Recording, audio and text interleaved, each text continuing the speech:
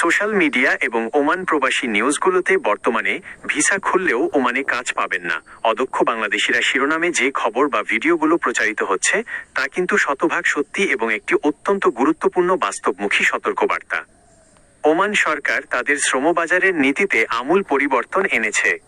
2023 সালের অক্টোবর থেকে বাংলাদেশিদের জন্য সব ধরনের নতুন ভিসা বন্ধ থাকার পর সম্প্রতি দুই দেশের উচ্চ পর্যায়ের দ্বিপাক্ষিক বৈঠকের মাধ্যমে ভিসা পুনরায় চালু করার প্রক্রিয়া শুরু হয়েছে। তবে এবার অদক্ষ বা সাধারণ শ্রমিকদের জন্য ওমানের দুয়ার প্রায় বন্ধই বলা চলে। ওমান ভিসা এবং কাজের বর্তমান প্রকৃত পরিস্থিতি নিচে বিস্তারিত বিশ্লেষণ করা হলো। 1. ওমান সরকারের নতুন পলিসি, কেন অদক্ষরা কাজ পাবেন না? ওমান সরকার বর্তমানে তাদের দেশের অর্থনীতি এবং শ্রমবাজার নিয়ন্ত্রণে ওমানাইজেশন এবং ডিজিটাল স্কিল ভেরিফিকেশন নীতি কড়াকড়িভাবে বাস্তবায়ন করছে। 12টি ক্যাটাগরিতে দক্ষ কর্মীদের অগ্রাধিকার।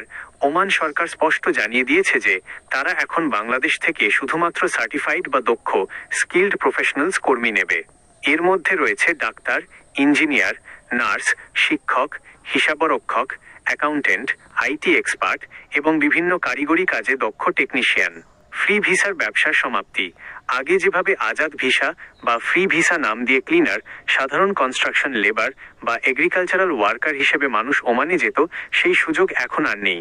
কোম্পানি বা স্পন্সরের সুনির্দিষ্ট কাজের চাহিদা ও চুক্তিপত্র ছাড়া ইমিগ্রেশন কোনো ভিসা অনুমোদন করছে না।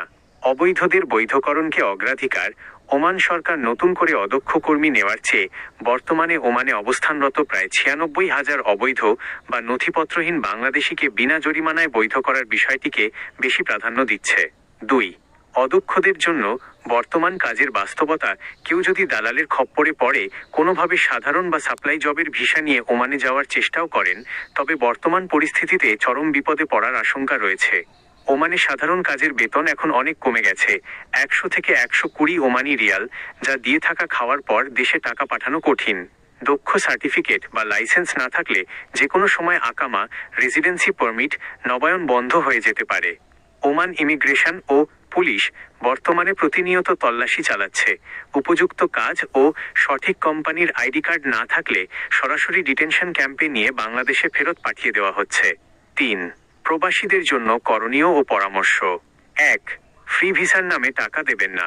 কোনো দালাল যদি বলে ওমানের ভিসা খুলে গেছে, 3-4 লাখ টাকা দেন, ওমানে গিয়ে যে কোনো কাজ করতে পারবেন, তবে নিশ্চিত জানবেন আপনি প্রতারিত হতে যাচ্ছেন।